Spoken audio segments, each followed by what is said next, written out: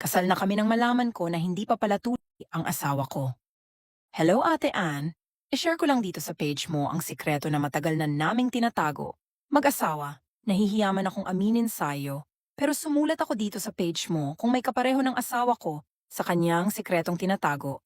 Itago mo na lang ako sa pangalang Savannah, 38 years old, may asawa at 2 anak nakatira sa probensya. Nagkakilala kami ng asawa kong si Tonyo, hindi niya tunay na pangalan. Nakilala ko siya sa isang baylihan sa aming barangay. Siya unang lumapit sa akin at nagpakilala siya ay si Tonyo. Si Tonyo, nagpakilala naman ako sa kanya. Si Tonyo ay medyo gwapo at mabait hanggang niyaya niya akong sumayaw sa gitna. Habang sumasayaw, kinausap niya ako na kung pwede ba daw humingi ng phone number. Binigay ko naman at hanggang natapos ang tugtog, bumalik na ako sa inuupuan ko. Lumipas lang ng 3 minuto. Lumapit ulit siya sa akin at nagyaya na sumayaw ulit, kaya sumayaw kami ulit sa gitna. Pagkalipas nga 2 oras, ay nagyaya ng umuwi ang pinsan ko, kaya umuwi na kami ng bahay. Pagka-uwi ko ng bahay ay may biglang tumatawag sa phone ko. Sinagot ko naman at ang sabi, ito ba si Savannah? Oo, ako nga, sino ba ito? Sagot niya naman, ako ito si Tonyo. Hanggang tumagal ang aming pag-uusap at paulit-ulit niya na akong tinatawagan, text. Nagkagaanan na kami ng loob, Ate Ann.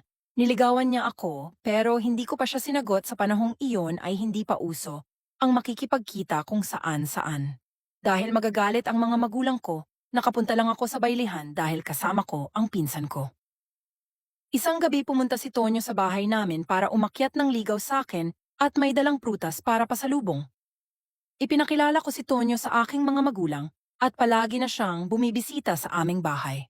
Naging close na niya ang aking mga magulang dahil sa tuwing pupunta siya sa bahay ay may daladalang prutas para pasalubong sa nanay at tatay ko.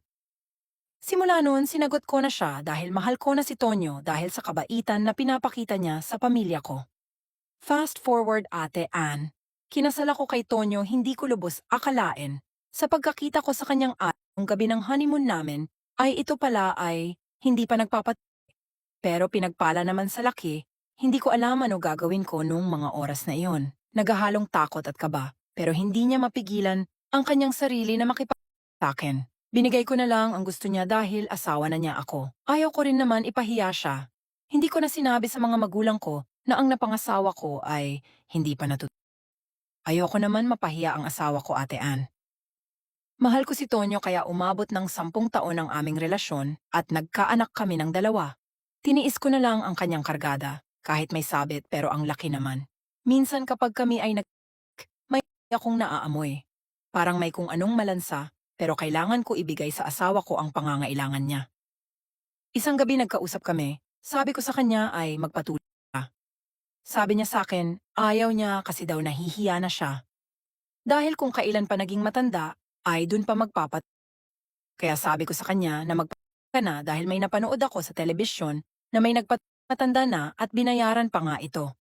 Saad ko sa kanya kaya lang ayaw niya talaga kahit pa daw. Bayaran siya ng pera dahil sa pagtatawanan lang daw siya ng mga tao. Hanggang ngayon, Ate Ann, hindi pa rin ang asawa ko.